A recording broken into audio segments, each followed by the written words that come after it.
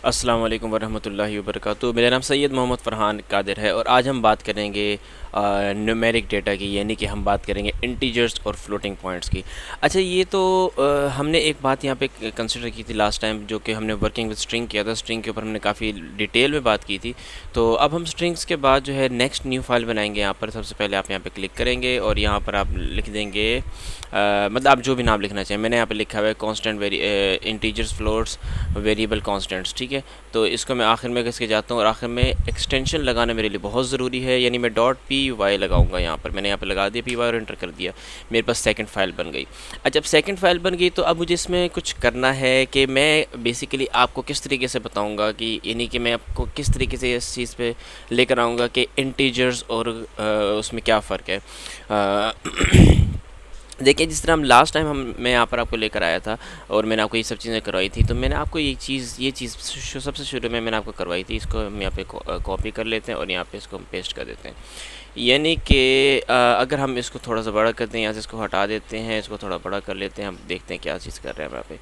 तो अब हम क्या करते हैं, यहाँ पर हम एक न्यू लाइन में आ जाते हैं और सबसे पहले मैं आपको बता देता हूँ कि स्ट्रिंग्स बेसिकली क्या है, जो हमने लास्ट टाइम पढ़ा था। स्ट्रिंग्स ये अल्फ़ा न्यूमेरिक यानी अल्फ़ाबेट्स भी आ सकते हैं, स्पेशल कैरेक्टर्स भी आ सकते हैं, अल्फ़ाबेट्स भी आ सकते हैं, नंबर्स भी आ सकते हैं, न्यूमेरिक भी हो सकते हैं, ठीक है जी। अगर हम उसको एज ए टेक्स्ट कंसिडर करेंगे न्यूमेरिक्स को, तो फिर वो स्ट्रिंग्स कहलाएंगे, ठीक है। और अब हम जब टेक्स्ट कंसिडर नहीं करते, हम नंबर्स की तरफ जाते हैं। यानी कि अगर हम यहाँ पर इस तरीके से चले जाएँ, एक और मैं हैश टैग यहाँ पे लगा लेता हूँ, मैं इस तरफ लिख देता हूँ, मैं यहाँ पे फ्लोट, ठीक है जी। फ्लोट अगर मैं इस तरीके से लिखते हूँ तो फ्लोटिंग पॉइंट्स की हम बात कर रहे होते हैं बेसिकली। तो फ्लोटिंग पॉइंट बेसिकली होते हैं डेसिमल पॉइंट्स। क्या चीज़? Decimal points. तो डेसिमल पॉइंट्स जो हैं हम इसको बताएंगे कि मिसाल के तौर पे डेसिमल पॉइंट का मतलब है 1.1, ये डेसिमल हो, ये भी दरमियान में डेसिमल पॉइंट आ गया और इसके बाद एक और वैल्यू आ गई। अगर एक और लिखें तो मैं कह दूँ 558.7799, ठीक है जी। इसी तरीके से 99.99, ठीक है जी, इस तरीके से। तो ये जितने भी हैं ये सारे के सारे क्या कहलाते हैं? आपके फ्लोटिंग पॉइंट्स कहलाते हैं। और अगर हम बात करें इंटीजर्स की तो 5, 6, 4, 6, 55, 852, 999, ठीक है जी, 1 लाख। ये यानी कि इस तरह की जिस तरह की भी वैल्यूज़ आप लिखेंगे जो कि न्यूमेरिक्स होंगी, वो सारे के सारे इंटीजर्स कहलाएंगे, यानी नंबर्स कहलाएंगे। और इंटीजर्स ज़रूरी नहीं कि सारे के सारे पॉजिटिव हों, यानी कि नेगेटिव भी हो सकते हैं। -99, -5, -4, -6, -80, 22 एट्सेट्रा, बहुत सारे हो सकते हैं, ठीक है जी। इनकी कोई हद, कोई लिमिट नहीं है। तो हम जो आपको बेसिकली बताने की कोशिश कर रहे हैं वो ये बेसिकली इंटीजर्स। इसी तरीके से फ्लोटिंग में भी नेगेटिव हो सकती हैं, यानी कि -99.99, इसी तरीके से -6.5, ठीक है, इस तरीके से। तो मुख्तलिफ़ किस्म के बाकी इन स्ट्रिंग्स को हम बहुत ज़्यादा डिटेल में देख चुके हैं पीछे लास्ट वीडियो में। यानी कि यहाँ पे हमने जो स्ट्रिंग्स को देखा तो उसके मुख्तलिफ हमने ऑपरेशंस किए थे और मैंने इसको बहुत ज़्यादा आपको डिटेल में समझाने की कोशिश की थी। तो अब आ जाते हैं हम लोग इस तरफ। बेसिकली सबसे पहले मैं आपको बताता हूँ कि ये जो अब हमारे पास इंटीजर्स होते हैं, इंटीजर्स में हम अर्थमेटिक ऑपरेटर्स के कौन कौन से इस्तेमाल करते हैं। हमारे पास ये जो अर्थमेटिक ऑपरेटर्स होते हैं, हम इसको अगर यहाँ पे बात करें, हमारे पास अर्थमेटिक ऑपरेटर्स जो हैं मुख्तलिफ हैं, ठीक है। अब ऑपरेटर्स जो हैं कौन कौन से किस तरह है? प्लस का है, माइनस का है, डिवाइड का है, मल्टीप्लाई का है, ठीक है। और इसी तरीके से और भी बहुत सारे हैं, परसेंटेज के हैं और एट्सेट्रा। लेकिन बुनियादी तौर पे जो अर्थमेटिक ऑपरेटर्स हैं वो ये हैं प्लस, माइनस, डिवाइड, मल्टीप्लाई, ठीक है जी। अब हम इनको क्या करते हैं, एक एक करके देखना शुरू करते हैं। लेट से अगर मैं यहाँ पर कंट्रोल शिफ्ट करके, जिस तरह हम कैलकुलेटर है, कैलकुलेटर हम क्या करते हैं, कैलकुलेटर में बड़ा सिंपल और सादा सा काम करते हैं। हम कैलकुलेटर में लिखते हैं कि 8+8 क्या होना चाहिए। मैं अगर इसको 8+8 फिर इसको करता हूँ, ये चलाऊँगा तो ये देखें, अब देखिए ये मुझे क्या करके देता है, ये मुझे एरर दे देगा। एरर क्यों देगा? एरर देने की वजह ये है कि मैंने इसको डिफाइन ही नहीं किया। 8+8 है क्या भाई? ठीक है, 8+8 है क्या है, किसने इसको होल्ड किया है, क्या है, क्यों है, किस तरह है। तो हम क्या करेंगे, हम 8 और 8 को कंसिडर इस अंदाज में करेंगे कि हम उससे पहले हम आपको समझाने की कोशिश करेंगे कॉन्स्टेंट्स एंड वेरिएबल्स, ठीक है। हम कॉन्स्टेंट्स की जब बात करते हैं, हम जब कांस्टेंट की बात करते हैं यानी कॉन्स्टेंट्स की बात करते हैं और वेरिएबल्स की बात करते हैं, दूसरी हम जो चीज़ बात करेंगे वो है वेरिएबल। ठीक है जी। अब वेरिएबल, अब कांस्टेंट और वेरिएबल की जब हम बात करेंगे तो फिर हम इसमें मुख्तलिफ चीज़ें आपको समझाने की कोशिश करेंगे। यानी कि कांस्टेंट वो नंबर्स होते हैं, वो वैल्यूज़ होती हैं जो कि चेंज नहीं हो सकती। लेट से 5 क्या चेंज हो सकता है 6 से, ठीक है। इसी तरीके से 6 क्या चेंज हो सकता है, 8889 जो है चेंज हो सकता है। ज़ाहिर है ये ऐसा नंबर है जो कि फ़िक्स है, वो इसकी वैल्यू यही है। 5 की वैल्यू 5 ही है, 6 की वैल्यू 6 ही है। और अगर हम -77 कर दें तो ये -77 ही है। तो कहने का मकसद आपसे ये है कि कांस्टेंट वो वैल्यूज़ होती हैं कि जो चेंज नहीं हो सकती। और हम वेरिएबल्स की जब बात करें तो वेरिएबल्स ऐसी, क्योंकि वेरिएबल के लफ्ज़ से ही हम अगर इसके लफ्ज़ी तौर पे अगर कांस्टेंट को एक और आपको बता दें तो कांस्टेंट को मैग्नीट्यूड भी कहते हैं, कांस्टेंट को फिक्स्ड वैल्यूज़ भी कहते हैं, ठीक है जी। तो वेरिएबल की जब बात करते हैं तो आप मुख्तलिफ़ दुकानों पर गए होंगे, मार्केट में गए होंगे, तो आपने कोई अगर वॉश लेनी है, ये कपड़े लेने हैं, कुछ भी करने को कहते हैं, हमारे पास वैरायटी ऑफ कपड़े हैं, कपड़ों की बहुत ज़्यादा वैरायटी है। वैरायटी का मतलब क्या, उसके बाद मुख्तलिफ़ किस्म के कपड़े हैं। आपने कपड़े का नाम लिया, एक कपड़े के अंदर मुख्तलिफ़ किस्म की वैरायटीज़ हैं, ठीक है। तो बिल्कुल इसी तरीके से वेरिएबल जो होती है एक ऐसी टर्म होती है जिसके अंदर आप मुख्तलिफ़ वैल्यूज़ को स्टोर कर सकते हैं और वो कभी भी चेंज हो सकती हैं, ठीक है जी।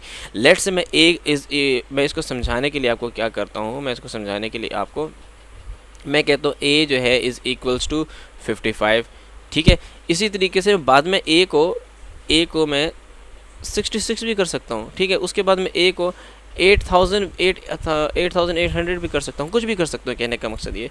तो ये सारी की सारी वैल्यूज़ आपको बताने का मकसद ये है कि वेरिएबल जो होती हैं ये वक्त के साथ साथ बदलती रहती हैं। जिस तरह हम ये जो हमारे पास इक्वेशंस होती हैं, साइमल्टेनियस लीनियर इक्वेशंस होती हैं, हम किस तरीके से साइमल्टेनियस लीनियर इक्वेशंस को लिखते हैं। हम लिखते हैं, लेट्स से हम लिखते हैं 4x + 5y is equals to 88, ठीक, 8 हो गया। तो ये हमारे पास एक साइमल्टेनियस लीनियर इक्वेशन हो गई, ठीक है। इसी तरीके से मैं लिख देता हूँ 7x प्लस हम लिख देते हैं 4y इज़ इक्वल्स टू 9 कर देते हैं।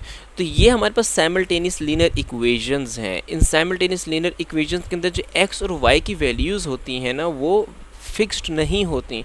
फिक्स्ड का मतलब ये है कि आपको फाइंड करनी होती हैं।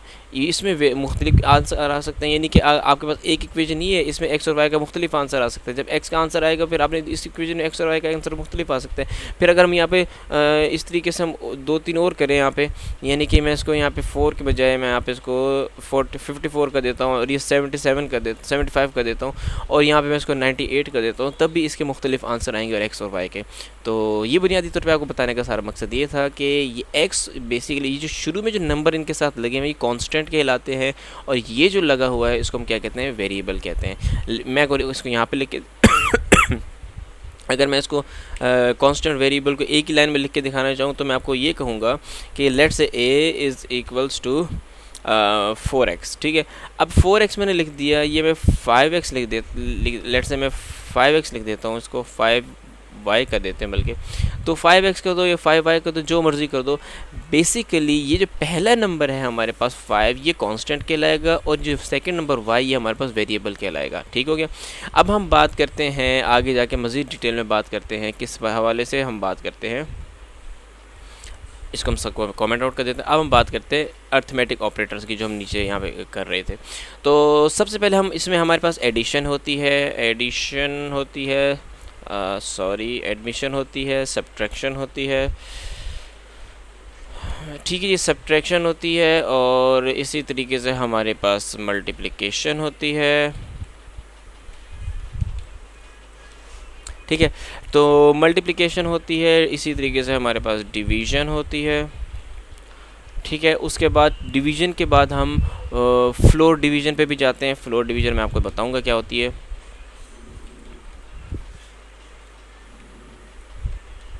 ठीक है जी। तो फ्लोर डिवीज़न भी होती है हमारे पास। इसी तरीके से हम आगे जाते हैं तो हमारे पास एक्सपोनेंट्स भी होते हैं और इसी तरीके से ये कंट्रोल Z, इसको एक्सपोनेंट्स होते हैं हमारे पास। इसी तरीके से मॉड्यूलस होते हैं जो कि सबसे ज़्यादा पाइथन की प्रोग्रामिंग वगैरह में यूज़ हो रहे होते हैं। तो मैं सबसे पहले क्या करता हूँ, मैं इन सब के साथ इनको यहाँ पर आपको समझाने के लिए मैं इन सब के साथ कर्सर ऐड करता हूँ और एक यहाँ पे इक्वल का एरो लगा देता हूँ। इक्वल का एरो लगाऊंगा, उसके बाद फिर मैं इसके अंदर वैल्यूज़ पुट करना शुरू कर देता हूँ। लेट्स से मैंने 5 के अंदर वैल्यूज़ पुट की, या मैंने पहली वैल्यू ले ली मैंने लेट्स से 5, ठीक है जी। तो अब मैं क्या करूँगा, मैं यहाँ पे पहला अब जब एडिशन करूँगा तो मैं 5 + 5 कर दिया लेट्स से मैंने, ठीक है जी। इसी तरीके से मैंने सब्ट्रैक्शन में 5 - 4 कर दिया। इसी तरीके से मल्टीप्लिकेशन में 5 × 5 कर दिया, ठीक है। इसी तरीके से मैंने डिवीजन में 5 / 5 कर दिया। और फ्लोर पॉइंट्स की फ्लोरिंग के अंदर, ये फ्लोर डिवीजन के अंदर मैं क्या करूँगा, 5 डिवाइड 4 कर दिया मैंने, ठीक है जी। इसी तरीके से एक्सपोनेंट्स की जब हम बात करेंगे तो एक्सपोनेंट्स के अंदर मैंने इसके ऊपर पावर लगा दी कितने की, लेट्स से मैंने 2 की पावर लगा दी। और इसी तरीके से मॉड्यूलस में, यानी मैं रिमाइंडर अगर फाइंड करना चाहता हूँ तो मैं यहाँ पे लिखूँगा परसेंटेज, और मैं इसको 2 से डिवाइड करवाने की कोशिश करूँगा, फिर वो हमें बता देगा इसका रिमाइंडर क्या बचेगा। अच्छा, बेसिकली ये तो मैंने आपको सिर्फ अर्थमेटिक ऑपरेशंस की वैल्यूज़ पुट करके दिखाएं, नाम पुट करके दिखाएं। अब मैं एक एक करके आपको ये सॉल्व करके दिखाने की कोशिश करता हूँ, ठीक है जी। तो हम सबसे पहले इन सबको एक काम करते हैं, कमेंट आउट कर लेते हैं। तो मैं जैसे इसको कमेंट आउट करूँगा तो मेरे लिए सारी चीज़ें एक एक करके समझाना आसान हो जाएंगी। तो इसको मैं हटा देता हूँ, ये पता नहीं क्या दरमियान में आ गया है। तो इस तरीके से अब देखते हैं हमने करना क्या है और क्यों करना है, इसको एक एक करके हम देखना शुरू करते हैं बिस्मिल्लाह करके। देखिए, सबसे पहले मैं इसको करता हूँ एडिशन, 5 + 5 मैं कहता हूँ परफॉर्म एडिशन, ठीक है। तो यहाँ पे मैं करता हूँ प्रिंट कर दिया, क्या करता हूँ, प्रिंट को करता हूँ एडिशन, यानी कि जो मैंने ऊपर इसका नाम दिया। तो जैसे मैं करूँगा तो ये देखते हैं ये हमें क्या प्रिंट करके देता है। ये देखिए, इसने मुझे 10 प्रिंट करके दे दिया। दोबारा उसको एक मतलब चला लेते हैं ताकि हमारे लिए, ये देखिए इसने मुझे 10 प्रिंट करके दे दिया। तो इसी तरीके से अगर हम आगे जाते हैं, हम एक और वैल्यू प्रिंट करते हैं, इसको हम सब्ट्रैक्शन। अच्छा, ज़रूरी नहीं है कि आप कोई ना कोई वेरिएबल दें, वेरिएबल के अंदर वैल्यूज़ असाइन करके दें, ऐसा ज़रूरी नहीं है। आप इस डायरेक्ट प्रिंट के अंदर भी वैल्यूज़ पुट कर सकते हैं। लेट्स से क्या कर सकते हैं हम लोग, हम प्रिंट आपने लिखा, प्रिंट लिखा आपने और इसके अंदर आपने लिख दिया 5 + 5, कंट्रोल एस किया। कंट्रोल एस करने के बाद आपने इसको चलाया और चलाने के बाद उसने वही आपको 10 आंसर दिया, समझ रहे हैं ना। तो ये प्रिंट का फंक्शन ज़रूर, आपने पहले वेरिएबल दे दी, वेरिएबल के बाद वेरिएबल को आपने प्रिंट के अंदर प्रिंट कर दिया, वैल्यूज़ आपने प्रिंट के अंदर वैल्यूज़ पुट कर दी। और वैल्यूज़ पुट करने के बाद आपने क्या किया, आपने उसको जो वेरिएबल थी प्रिंट के अंदर, आपने प्रिंट के फंक्शन के अंदर वो वेरिएबल दे दी और वेरिएबल ने आपको 10 प्रिंट करके दे दिया। इसी तरीके से अगर हम प्रिंट 5 की बात करते हैं तो 5 + 5 जो है वो डायरेक्ट हमें 10 दे देगा। तो इस तरीके से ये काम कर रहा होता है। तो हम अभी क्या करते हैं, इसको फ़िलहाल कॉमेंट आउट कर देते हैं क्योंकि हमने एडिशन को देख लिया है। तो अच्छा जी, अब हम सब्ट्रैक्शन को देखते हैं। सब्ट्रैक्शन में भी कोई मुख्तलिफ चीज़ नहीं है, सब्ट्रैक्शन भी बड़ी सिंपल सी चीज़ है। इसको हम इसी तरीके से इसको नीचे ले जाते हैं, कंट्रोल-C कंट्रोल-V कर देते हैं। यहाँ पे दोनों को हम इस तरीके से। तो अब हम यहाँ पे अब यहाँ पे सब्ट्रैक्शन कर देते हैं। यहाँ पे मैंने लिखा सब्ट्रैक्शन, ओहो, यहाँ पे मैंने ये मेरे पास सब्ट्रैक्शन आ गई। जैसे मैं इसको सब्ट्रैक्शन के लिए करूँगा और यहाँ पे मैं माइनस लगा देता हूँ, लेट से कंट्रोल एस करता हूँ। कंट्रोल एस करने के बाद मैं इसको जैसे चलाऊँगा, देखिए उसने 5 को 5 में से 4 माइनस किया। तो उसने मैंने कहा सब्ट्रैक्शन को प्रिंट करो, प्रिंट करने के बाद उसने मुझे 1 आंसर दे दिया। ये देखिए, इसने मुझे 1 आंसर दे दिया। अगर मैं कहता हूँ प्रिंट 5 - 5 तो क्या आंसर है, 0 आंसर आना चाहिए। तो मैंने डायरेक्ट प्रिंट करके दिखाया आपको, तो इसने हमें 5 वो दे दिया। अब तो ये तो बिल्कुल बच्चों वाली चीज़ें हैं, इसको मेरे ख्याल से इसमें इतनी ज़्यादा परेशानी वाली बात नहीं। कंट्रोल-C, इसको हम कमेंट आउट कर लेते हैं। इसको मैं कर देता हूँ कमेंट आउट। अब हम नेक्स्ट वैल्यू के ऊपर जाते हैं, सब्ट्रैक्शन के ऊपर चले गए। अब हम मल्टीप्लिकेशन के अंदर जाते हैं। मल्टीप्लिकेशन के अंदर हमें जाने के लिए आपको ये बताऊंगा ये सारी चीज़ें। अच्छा, मल्टीप्लिकेशन में मैं यहाँ पे जल्दी से पुट कर देता हूँ मल्टीप्लिकेशन। तो यहाँ पे मैंने जैसे मल्टीप्लिकेशन पुट किया, कंट्रोल एस किया। अब यहाँ पे मैंने लिख दिया, वहाँ पे 5 × 5 किया था, मैं यहाँ पे 5 × 8 का देता हूँ। ठीक है जी, देखते हैं क्या हमें आंसर मिलता है। तो देखिए, मिलना तो बिल्कुल सही चाहिए। देखिए 5 × 5, ये जो मैंने ऊपर वैल्यू थी मल्टीप्लिकेशन के अंदर स्टोर की, इस वेरिएबल के अंदर स्टोर की। इस वेरिएबल को मैंने प्रिंट के फंक्शन में डाला, उसको जैसे मैंने फंक्शन में डाला उसने मुझे आउटपुट दे दिया जो कि 25 था।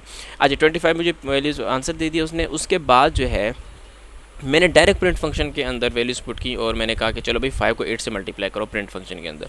तो मैंने जैसे 5 के तो 5 8 40 होता है, ठीक है जी। तो इस तरीके से इसने मुझे ये भी करके दे दिया, तो हम इसको भी कमेंट आउट कर लेते हैं। ये चीज़ें हम मल्टीप्लिकेशन हमने को देख लिया है।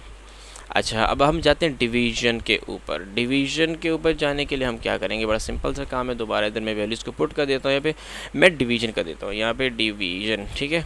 तो मैं जैसे डिवीजन लिखूँगा तो जो मैंने वेरिएबल सॉरी ये वैसे डिवीजन लिखना था, मैंने क्या लिख दिया यहाँ पे, ठीक है जी। तो मैंने डिवीजन लिख दिया। अब मैंने डिवीजन लिखा 5 डिवाइडेड बाई 5, ठीक है। तो 5 डिवाइडेड बाई 5 तो इस वेरिएबल के अंदर मैंने स्टोर कर दिया। इस वेरिएबल को मैंने स्प्रिंट फंक्शन के अंदर डाला और फंक्शन के अंदर डालने के बाद मैंने कहा चलो भाई इसको आप इस ये अर्थमेटिक ऑपरेशन जो डिवीजन का उसको परफॉर्म कर दो। अच्छा, इसी तरीके से 5 डिवाइडेड बाई 5 है, तो मैं इसको यहाँ पर कर देता हूँ 20 डिवाइडेड बाई 4, ठीक है। मैं कंट्रोल एस कर देता हूँ। अब मैं दोनों के आंसर चेक करूँ, यकीनन सही आएंगे। तो मैं जैसे ही इसको मैंने डिवाइड कराया, 5 को 5 से डिवाइड करवाया, तो मेरे पास 1 आंसर आ गया, देख रहे हैं आप यहाँ पर।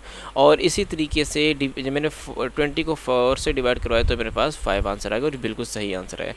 अच्छा जी, इसने पॉइंट्स में क्यों दिए है, क्योंकि हमारे पास अक्सर चांस होता है, हमारे पास ये चांस होता है कि हमारे पास गलत पॉइंट्स डेसिमल में, डिवीजन में हमारे पास डेसिमल में आ सकते हैं आंसर, तो इसलिए इसने हमें पॉइंट्स में दी। फ्लोटिंग पॉइंट्स कहलाते हैं बेसिकली, इस तरीके से इसने फ्लोटिंग पॉइंट में हमें आंसर दिया। वो कैसे, मिसाल के तौर पे मैं यहाँ पे लिख देता हूँ, तो मैंने इसको प्रिंट करता हूँ, किसको, मैं इसको डिवाइड करवा देता हूँ 6 से। अब मैं 6 से करते हैं डिवाइड, इसको कंट्रोल एस। अब मैं जैसे इसको करूँगा और ये जैसे फंक्शन को चलाऊँगा, तो पहले तो 2 आंसर वही दिए मुझे, लेकिन लास्ट आंसर में इसने मेरे साथ क्या किया, इसने मुझे 3.3333333335 दे दिया।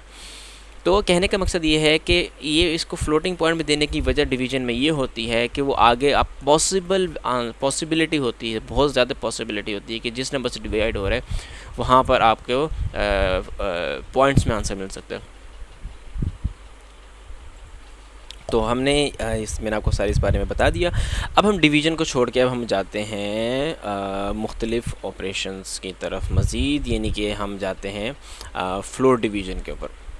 अब फ्लोर डिवीज़न बेसिकली क्या है, फ्लोर डिवीज़न जब मैं आपको यहाँ पे पहले करके दिखा देता हूँ, उसके बाद मैं आपको बताता हूँ फ्लोर डिवीज़न बेसिकली होती क्या है।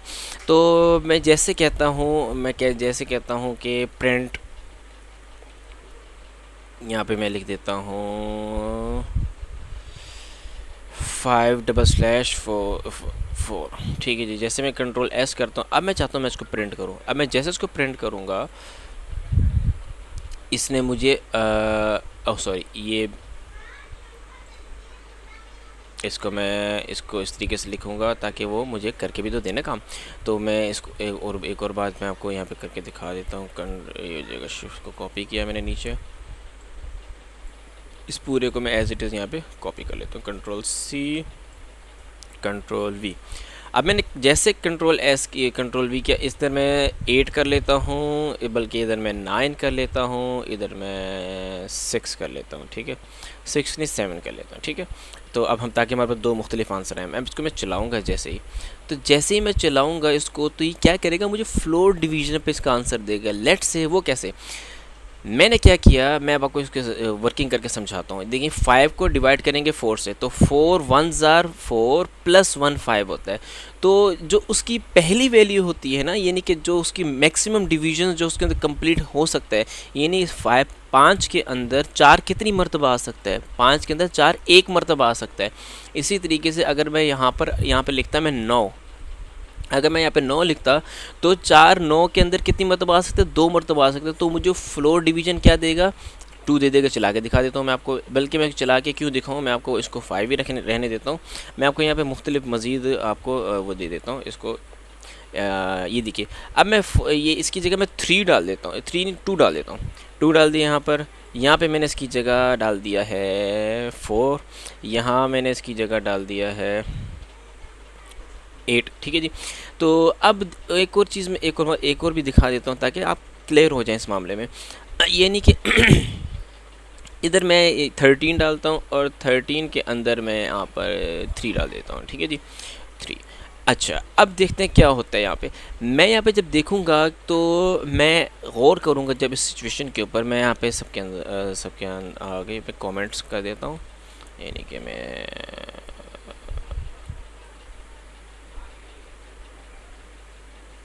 ये क्या कर दिया मैंने,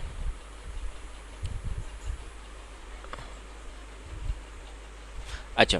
तो मैं क्या करता हूँ यहाँ पर, कंट्रोल ये, मैं यहाँ पे आपको एक कमेंट के अंदर वैल्यू स्टोर करने की कोशिश करता हूँ। देखिए मैं यहाँ पे 7 करूँगा, 7 प्लस 7 करूँगा, तो मेरे पास क्या आना चाहिए, मेरे पास आना चाहिए 14, लेकिन यहाँ पे वैल्यू क्या है 9। तो वो क्या करेगा, 9 के अंदर चेक करेगा कि 9 के अंदर कितने 7 आ सकते हैं। तो 7 एक ही आ सकते हैं 9 के अंदर, यानी कि 9 के अंदर कितने 7 आ सकते हैं, ये तो 9 इज़ इक्वल्स टू 7 प्लस 2, आप समझ रहे हैं। तो एक 7 आ सकता है। तो वो मॉड्यूलस मुझे क्या आंसर देगा इसका, वो मुझे देगा फ्लोर डिवीजन के, वो देगा आंसर क्या देगा मुझे, फ्लोर डिवीजन पे। फ्लोर डिवीजन में ऊपर अगर मैं, जो हमने ऊपर काम किया था, ये नहीं कि ये जो मैंने काम किया था पॉइंट्स में, इसकी फ्लोर डिवीजन, अगर मैं इस वाले की फ्लोर डिवीजन फाइंड करने की कोशिश, मैं कहूँगी इसकी फ्लोर डिवीजन क्या है, तो वो कह देगा इसकी फ्लोर डिवीजन 3 है। 3 का मतलब ये 3 कम्प्लीटली कितनी मरतबा इसके अंदर आ चुका है, तो उसको हम कहेंगे कि वो फ्लोर डिवीजन कहलाते हैं। आगे के पॉइंट से हमें कोई लेना देना नहीं होता। बिल्कुल इसी तरीके से फ्लोर डिवीजन हम जब कर रहे होते हैं इसकी किसी भी नंबर की, तो उसमें जो पॉसिबल वैल्यूज़ जितनी मरतबा आ सकती है उस पॉइंट को वो सामने पुट करके रख देता है। यानी कि मैं कहता हूँ कि इसमें 7 कितनी मरतबा आ सकते हैं, मैं 7 यानी 9 को अगर मैं फ्लोर डिवीजन करवाऊँ 7 से, तो 7 कितनी मरतबा 9 में आ रहा है, सिर्फ एक मरतबा आ रहा है, तो वो मुझे कितना आंसर दे देगा, वो मुझे आंसर दे देगा 1।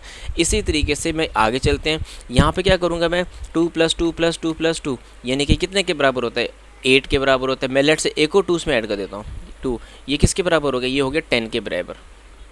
तो हमें 10 तो नहीं चाहिए था, हमें तो 9 के अंदर वैल्यूज पुट देखनी है ना।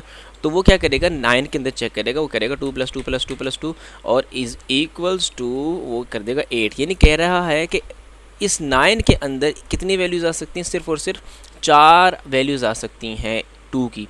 और फिर हम इसको मज़ीद वेरीफाई करेंगे। तो मैं क्या करूँगा, 9 इज़ इक्वल्स टू, यानी सिर्फ समझाने के लिए मैं आपको बात समझा रहा हूँ, यानी कि इसको करेंगे 8 + 1, ठीक है, 8 + 1। और फिर ये क्या करेगा, ये जो 2 है इसमें कितनी टाइम्स आ रहे हैं, 2 जो है इसके अंदर 1 2 3, सॉरी ये तो मैंने 4 लगा दिया। तो ये अभी इसके अंदर आप देख सकते हैं, मैंने यहाँ पे जो कर रहा था, मैं कहता 2 + 2 + 2 + 2, ठीक है जी। तो 4 2 आ गए इसके अंदर, बाकी एक 1 आ गया। तो इसका मतलब 2 इसके अंदर कितनी मरतबा आ गए, 4 मरतबा आ गए। तो मैं ये कहूँगा इसका जो फ्लोर पॉइंट है वो कितने में आंसर आ जाएगा, फ्लोर डिवीजन में इसका 4 आ जाएगा। इसी तरीके से आगे एक और वैल्यू में जाते हैं, यहाँ पे 9 है, मैं कहता हूँ 4 + 4 + 4 कितना होता है, ये 4 + 4 + 4 12 होता है। हमें तो 9 चाहिए, क्योंकि 9 के अंदर हमने चेक करना है कितने 4 हैं। तो मैं इसके लिए इसका आंसर निकालने की कोशिश करूँगा। तो मैं क्या करूँगा, 4 + 4 कितने हो गए, इज़ इक्वल्स टू 8 हो गया। तो 8 क्या है, 9 से छोटे से, 9 के अंदर आ सकता है। तो मैं क्या करूँगा, इसके अंदर जब मैं फाइनल आंसर निकालूंगा, या जब उसकी फाइनल डिवीजन कर रहा हूँ, फ्लोर की डिवीजन कर रहा हूँ, तो मैं कहूँगा 9 के अंदर, 9 के अंदर क्या चीज़, 9 के अंदर मैं क्या करूँगा, 4 + 4 + 1, यानी 4 कितनी टाइम्स आ गए इसके अंदर, 2 टाइम्स आ गए, तब जाके 9 बना मेरे पास। तो मैं इसको आंसर में क्या लिख दूंगा, 2, यानी कि इसकी फ्लोर डिवीजन क्या ही मेरे पास 2 आ गई। एक और वैल्यूज़ हम देख लेते हैं, बड़ा सिंपल से भाई, मैं आप लिख दूँ 8 + 8, तो इसको मैं इक्वल करूँगा, तो ये मुझे 16 आंसर दे देगा। 16 तो मुझे नहीं चाहिए, मुझे तो 9 के अंदर अंदर आंसर चाहिए। तो मैं क्या करूँगा, मैं कहूँगा चलो ठीक है, मैं चेक कर लेता हूँ कि 9 के अंदर 8 कितनी मरतबा आया, एक मरतबा, +1 के तब जाके मेरे पास 9 हुआ। तो इसके अंदर फ्लोर डिवीजन क्या हो गई, 1 हो गई, क्योंकि 8 कितनी मरतबा इसके अंदर आया है, 1 टाइम आया है, ठीक है जी। इस तरीके से आखिरी मैं आपको करके दिखा देता हूँ, 13 है। 13 में मैं क्या करता हूँ, मैं इसके अंदर करता हूँ 3 + 3 + 3 + 3, ठीक है जी। 4 3 किया और एक और 3 का देता हूँ इसके अंदर, तो ये हो जाएगा मेरे पास टोटल आंसर 15। तो 15 तो हमें नहीं चाहिए, हमारे पास तो मैक्सिमम इसमें जो वैल्यू है 13 है। तो 13 है, तो मैं क्या करूँगा, इसके अंदर मैं इसको 13 को इक्वल करूँगा 3 + 3 + 3 + 3, 12 हो गए। 12 + 1 करूँगा तब जाके मेरे पास 13 आएगा। तो इसका मतलब ये हुआ कि 13 के अंदर 3 कितनी टाइम्स रिपीट हो रहा है, 4 टाइम्स। तो मैं कहूँगा इसका जो फ्लोर डिवीजन है वो 4 है। तो इस तरीके से ये काम चल रहा होता है। ये काफ़ी डिटेल में मैंने शायद आपको समझा दिया, तो इस चीज़ को आप ज़रा फोकस कर लीजिएगा। जज़ाकल्लाह। आगे हम चलते हैं, कंट्रोल Z, ठीक है जी। ये हो गया 4। इसको यहाँ पे दोबारा मैं कर लेता हूँ, इसको मैं यहाँ पे कमेंट आउट कर लेता हूँ। कमेंट आउट करने के बाद अब हम जाते हैं किसके ऊपर, ये तो हमारे पास ये हो गया। अब एक्सपोनेंट्स पे जाते हैं। अब एक्सपोनेंट पे हम जाने के लिए हम क्या करेंगे भाई, मैं यहाँ पे बड़ा सिंपल सा काम करूँगा। मैं यहाँ पे कर दूँगा प्रिंट, तो प्रिंट, ओहो, मैंने यहाँ पे लिखा प्रिंट। प्रिंट लिखने के बाद मैंने क्या किया, मैंने कहा एक्सपोनेंट्स को प्रिंट कर दो जो मैंने वैल्यूज़ के अंदर दी हुई है आपको। ठीक है, जैसे मैं एक्सपोनेंट्स के अंदर लिखूँगा और नीचे एक और जगह पे लिख देता हूँ मैं प्रिंट पे, क्या भाई क्या प्रिंट कर रहा हूँ मैं 2 की पावर 2 पुट कर रहा हूँ। ठीक है जी, अब ज़रा चेक करते हैं इसके में वो आंसर क्या देता है। ये मैं इसको कंप्लीट करता हूँ। ये देखिए उसने एक आंसर मुझे 25 दे दिया, एक आंसर मुझे 4 दे दिया, यानी कि 5 की पावर स्क्वायर करेंगे। यानी 5 की पावर स्क्वायर का मतलब ये होता है कि आप क्या कर रहे हैं, इसको अगर मैं कमेंट के आगे आपको लिख के दिखा देता हूँ। इसका मतलब ये होता है, इसका मतलब ये होता है कि 5 जो है मल्टीप्लाई हो रहा है 5 के साथ, तब जाके वो मुझे क्या देगा, 25 देगा। समझ रहे हैं? तो इसलिए इसका स्क्वायर का मतलब क्या होता है, स्क्वायर का मतलब बेसिकली ये होता है कि 5 मल्टीप्लाई हो रहा है 2 मरतबा। 5 जो है 2 मरतबा मल्टीप्लाई हो रहा है। 5 2 से नहीं मल्टीप्लाई हो रहा है, 5 2 मरतबा मल्टीप्लाई हो रहा है। ये नहीं कहते कि 5 मल्टीप्लाई बाई 5। इसका इसी तरीके से मैं यहाँ पे 5 क्यूब लिख दूंगा। 5 क्यूब लिखूंगा तो उसका मतलब 5 3 मरतबा मल्टीप्लाई हो रहा है। यहाँ पे ये इस तरीके से लिखूंगा तो 125 मुझे आंसर दे देगा। तो इसको हम चला के भी देख लेते हैं। ये देखिए इसने मुझे 125 आंसर दे दिया। तो ये मैंने इसको क्या, इस वेरिएबल के अंदर वैल्यू पुट की। वैल्यू पुट करने के बाद मैंने इसको प्रिंट के फंक्शन में ऐड कर दिया और मैंने कहा इसको प्रिंट कर दो, मुझे आउटपुट प्रिंट करके दे देगा। इसी तरीके से प्रिंट है, प्रिंट की वैल्यू के अंदर मैं डायरेक्ट इसकी वैल्यूज़ को पुट कर सकता हूँ तो मुझे इस तरीके से डायरेक्ट आंसर दे देगा। तो ये मेरे पास फंक्शन था, एक्सपोनेंट का फंक्शन था। तो अब हम इसको भी कमेंट आउट कर लेते हैं। ये मैं इसको कर देता हूँ कमेंट आउट। कमेंट आउट करने के बाद मैं अब जाता हूँ अगली इस पे। अब हम मॉड्यूलस की बात करते हैं। देखिए मॉड्यूलस है क्या। मॉड्यूलस कोई ज़्यादा ख़ास कोई ये कह लें कि हमने जब ये फ्लोर पॉइंट्स किए थे, फ्लोर डिवीजन की थी, ये जो ऊपर हमने फ्लोर डिवीजन की थी, फ्लोर डिवीजन हमें क्या बता रही थी, फ्लोर डिवीजन हमें बता रही थी कि वैल्यू जो है कितनी मरतबा इसके अंदर रिपीट हो रही है। यानी कि 7 एक मरतबा रिपीट हो रहा था, 2 4 टाइम्स रिपीट हो रहा था, ये 4 जो है 2 टाइम्स रिपीट हो रहा था। इसी तरीके से 8 1 टाइम्स रिपीट हो रहा था और इसी तरीके से 3 जो है 4 टाइम्स रिपीट हो रहा था। तो ये सारे के सारे जो रिपीट हो रहे थे, ये तो डिवीजन उसने हमें बता दी, ये फ्लोर एग्जैक्ट डिवीजन बता दी। उसके आगे जो नेक्स्ट नंबर हमने ये देखें, ये 1 मेंशन हुआ हुआ है, इधर भी 1 मेंशन हुआ हुआ है, इधर भी इधर 2 मेंशन हुआ हुआ है, इधर 1 मेंशन हुआ हुआ है, इधर और मुख्तलिफ नंबर। ये जो 1 है ये बेसिकली ये 2 है, ये 2 रिमाइंडर बचा हुआ है, यहाँ पे 1 रिमाइंडर बचा हुआ है, यानी कि एक एक्स्ट्रा नंबर बच गया ना। हमने तो फ्लोर डिवीजन के बाद जो पॉइंट्स में आंसर आ रहे थे हमने तो उसको कंसिडर ही नहीं किया। बेसिकली वो जो चीज़ बच रही होती है कंप्लीट डिवीजन जो होने के बाद जो वैल्यूज़ बच रही होती है उसको हम रिमाइंडर कहते हैं। तो रिमाइंडर ये 3 है, ये 1 यहाँ पे बचा, यहाँ पे भी 1 बचा, यहाँ पे भी 1 बचा, यहाँ पर क्या बच गया भाई, 1 बच गया। ठीक है, इस तरीके से 1 बच गया और यहाँ पर 2 बच गया। तो बेसिकली इस रिमाइंडर को जो फाइंड करने का तरीका कार होता है उसको मॉड्यूलस कह रहे होते हैं। क्या कह रहे होते हैं? मॉड्यूलस।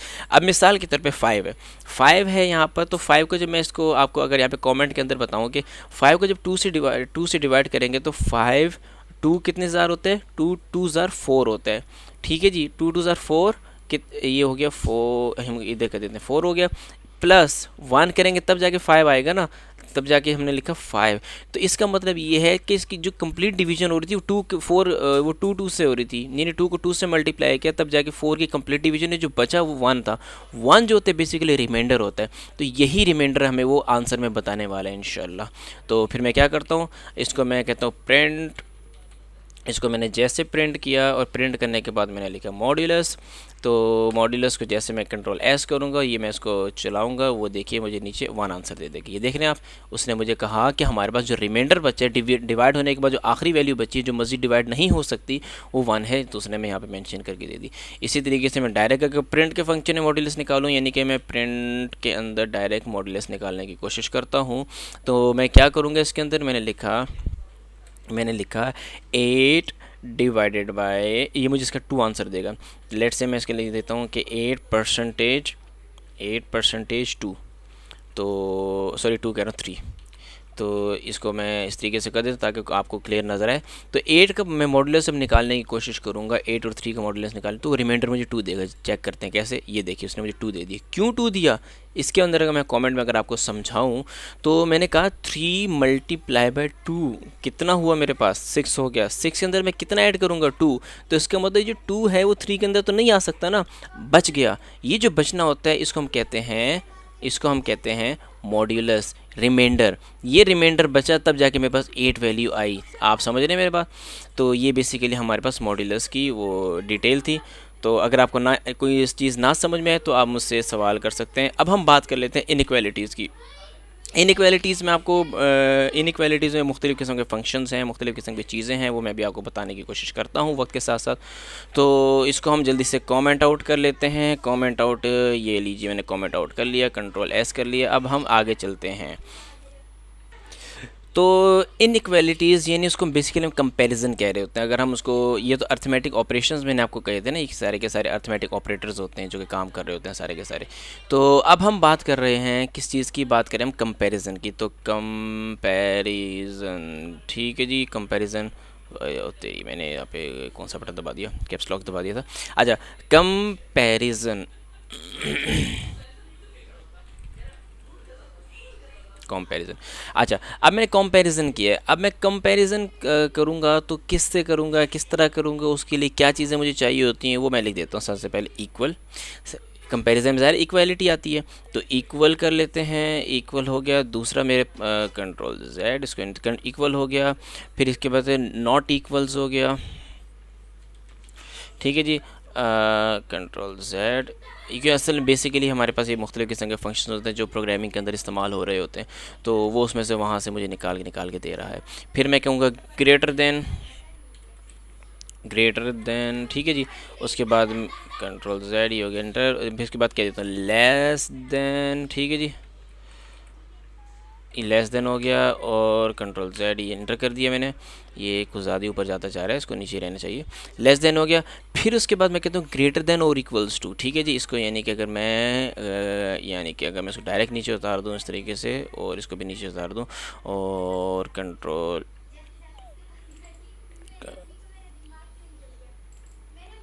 ठीक है जी, ग्रेटर देन और इक्वल, ग्रेटर देन और इक्वल्स इक्वल टू, ठीक है जी। ग्रेटर देन और इक्वल टू, लेस देन और इक्वल यानी इक्वल टू, ठीक है जी। तो अब इसके लिए जो कंपैरिजन ये जो कंपैरिजन है इससे बेसिकली हम क्या कर रहे होते हैं, इक्वल के लिए जब पाइथन के लिए वो करेंगे तो याद रखिएगा कि मैं इन जगहों पे कुछ वैल्यूज़ पुट कर देता हूँ ताकि आपके लिए आसानी हो समझने में इसको। ये लीजिए, इसको हम थोड़ा सा, ताकि आपको सारी चीज़ें क्लियर न समझ आए। अच्छा जी, तो जैसे मैं इधर आऊँगा, इधर आने के बाद मैं कहूँगा इक्वल जो है बेसिकली,